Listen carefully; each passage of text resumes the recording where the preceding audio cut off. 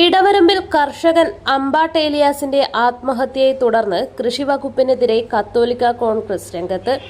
കൃഷിവകുപ്പിന്റെ അനാസ്ഥയാണ് അമ്പാട്ട് ഏലിയാസിന് ജീവൻ ഒടുക്കേണ്ടി വരാൻ കാരണമായതെന്നും സബ്സിഡി തുക യഥാസമയം അനുവദിച്ചിരുന്നെങ്കിൽ ഈ ദാരുണാന്ത്യം ഒഴിവാക്കാനായേക്കുമെന്നും കത്തോലിക്ക കോൺഗ്രസ് ഭാരവാഹികൾ ആരോപിച്ചു.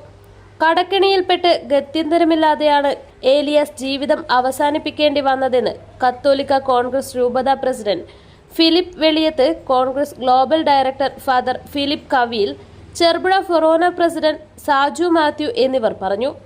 നേതാക്കൾ ഏലിയാസിന്റെ വീട്ടിലെത്തി കുടുംബാംഗങ്ങളെ ആശ്വസിപ്പിക്കുകയും അനുശോചനം രേഖപ്പെടുത്തുകയും ചെയ്തു.